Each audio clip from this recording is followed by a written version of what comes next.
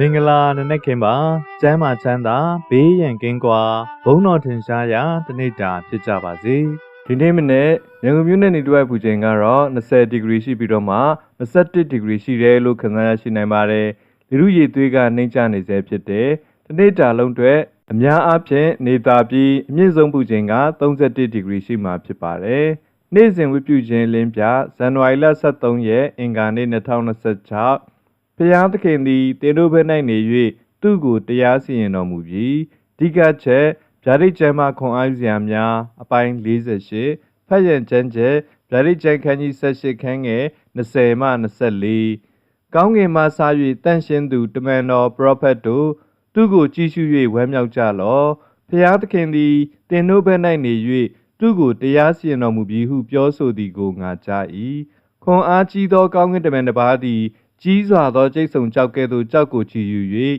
ပင်လယ်ထဲသို့ချပစ်ပြီးလျှင်ထိုနည်းတူဘာဘူးလုံမြို့ကြီးကိုပြင်းထန်စွာချပစ်၍နောက်တစ်ဖန်မပေါ်မရှိရာစောင်းသမားအငိမ့်သမားပလွေသမားတဘိုးသမားများတိပုတ်သောတန်လဲ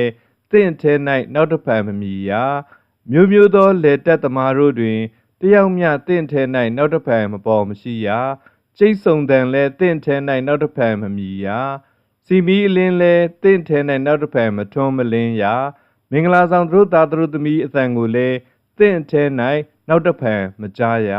အကြောင်းမူကားလောကီမူမတ်တို့သည်တင်ဤကုံတယ်ဖြစ်ကြပြီ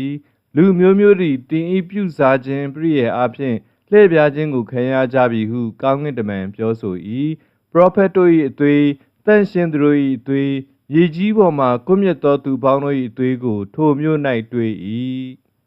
ယေရမိနဂတိကျမ်းခန်းကြီး51ခန်းငယ်48ထိုသို့မြောက်မျက်နှာရက်ကလူယူသောသူတို့သည်ဘာဘူးလုံမြို့သို့ရောက်လာသောအခါမိုးမြေမှဆာ၍ရရ၌ရှိသမျှတို့သည်ရှင်လန်းသောတန်ကိုပြုကြလိမ့်မည်ဟုထာဝရဘုရားမိန့်တော်မူ၏ဒီဗျာဒိတ်ကျမ်းခန်းကြီး18ငယ်20က24သည်မဟာဘာဘူးလုံဆိုတဲ့ဘုရားသခင်ကိုစန့်ကျင်တဲ့လောကီစနစ်နဲ့မြို့တော်ကြီးပျက်စီးခြင်းရဲ့နှိဂုံပိုင်းဖြစ်တဲ့ငယ်20မှာ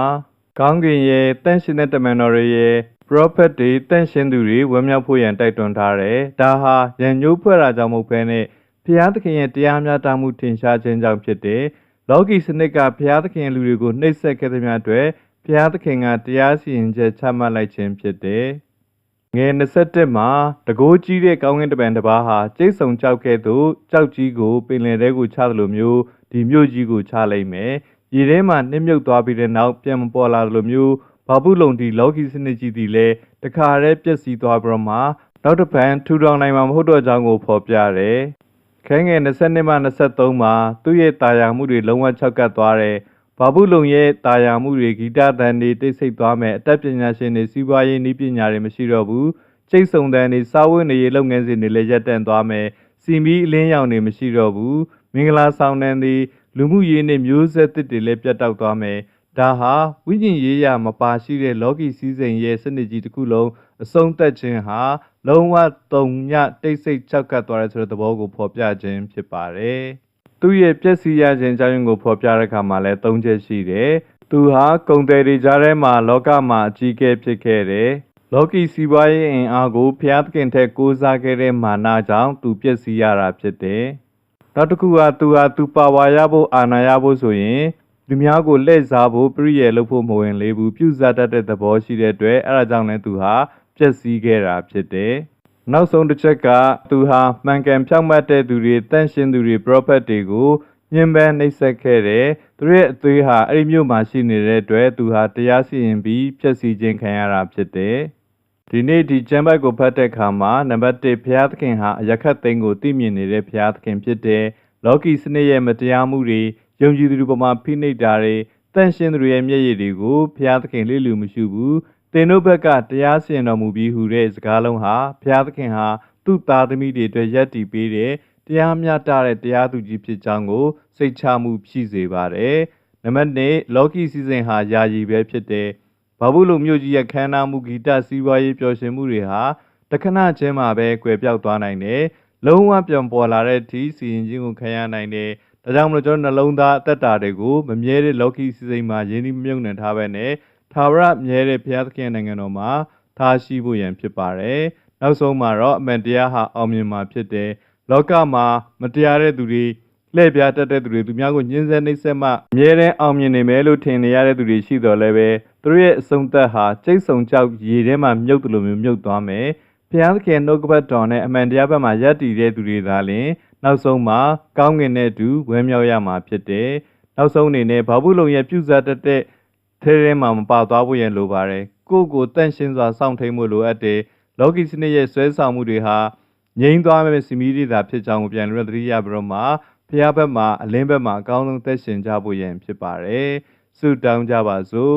မြတ်တော်ရှင်ဖတ်ထာဝရမြတ်စွာသောဘုရားသခင်ဒီမနေ့ခင်းတဲ့အတွက်ကိုရောကိုကျေးဇူးတင်ပါတယ်နနေ့တိုင်းကယူနာတော်တဲ့နဲ့ပတ်ရတဲ့ကျွန်တော်ဦးကောင်းကိုကယူနာဖြင့်ပတ်ရထားတဲ့အတွက်ကိုရောကိုကျေးဇူးတင်ပါတယ်အပြစ်လုံးစုံမှဖြေလွတ်တဲ့အနာရောဂါရှိသမျှကင်းစေတဲ့ကိုရောတာမျိုးကိုရောရဲ့လမ်းပြမှုပို့ဆောင်မှုကွယ်ကာမှုရိပ်အောင်မှာ2026ထဲကိုဒီကနေ့ထိဝင်လာရတဲ့အတွက်ကိုရောကိုအထူးကျေးဇူးတင်ပါတယ်ဆက်လက်ပြီးတော့မှလည်း2026ဒီ